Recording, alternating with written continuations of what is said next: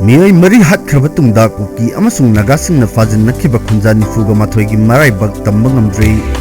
Nagasingna Fajinduna angang ama yauna ani police ta sinarakle Kangpokpi district ki Kolpen amasung Kojim ani gilona bamapam amada ambush tawduna Baptist Church ki luchingba ahum hathibagi amasung Nongmei district ki jogjing taktak ngarang numidang ambush torokduna Ziru naga ama hatkiba amasung mahaki tibuna sathina suwan kiba thawdok singi marakta Kuki amasung nagagi kangbusingna Fajinduna Khunja nifuga mathoi pung kunmari mapung phakraba fawbada thadorpuri paulaitre makoi maraibak tamba ngamdaba phibam amada lairi thajaba mafamdagi pangbu pauna hai luhongbagi thorom ama yawba chatkiba micham taraga nipal lambidagi Kuki flight paibasingna kidnap tawkhibani makoi taraga nipan gi maningda taraga mari di konsakhul dagini amana maram bazar dagini anina senapati dagini aduga atopa amana juna village dagini yamna nuaitaba thawdo amana Kuki flight paibasingna phajilaka thamliba naga mayam adugi manungda masagi sahi ani khakta ngairibi sara kobi nupi macha amsu yawi hairi Nagasingna phajilaka thamliba Kuki misam miyam gi masing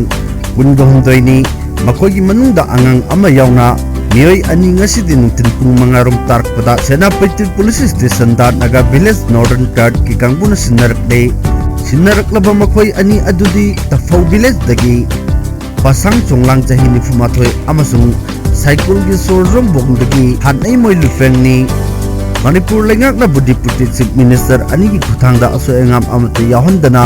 makoi kuntra gani pan mak silna handak na bahonari adumapu hauji phawbagi oinadi Manipur lengakna micham miyam adu kananaba military crackdown tawbagi thorang paikhat palaitre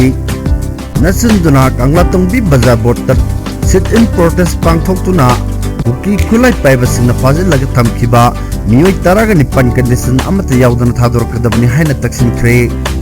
wakat mifamda saruk yakhibasingna mara leijadaba micham taraga nipan thadwa hannaba central amasung state lengak akhanaba mijeng changlakadabani haina kholaw lawkhi protest da saruk yakhiba konsakhungi khunja amana hai mari leinaba authority singna asigumba makhalgi thawdoksing amu hana thondanaba akanba section thorang lokhatpam thoi hairi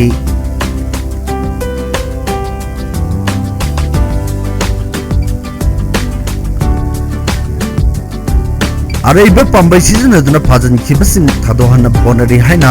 Minister Govindas Konthawjamna phongdokre Home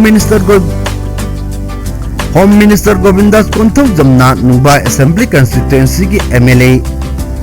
Dingalu Nongmei Naga People's Front Manipur State Unit ki President su oidiba MLA awangmong Nongmei amadi atai Naga MLA singaloinana ngasi Zenemski mokta chatuna jogjang tek ki thokdok talai khidraba Meeoi adugi nungmanunga unakhi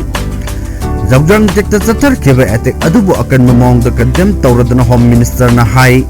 Meeoi ba ama oina mi amagi pusigi maman khanggadabani kayam kuina hingsa ki thawong sing chathaduna laigadoribano laingakna atuba matamda chenariba Meeoi sing fanaba thorang lokatle thawdo adu NI da sinakhiba leibra haina pawmising na hangkiba wahang amagi pawkomda Minister na hai haujuk phawbagi oinadi lengakna hiram asigi matangda ware lawbulaitri Central Paramilitary Forces amasung State Security Agency singaloinana security review meeting ama pangthokre atuba matamda ware ama lawrga miyamda soidana khangangeni haiki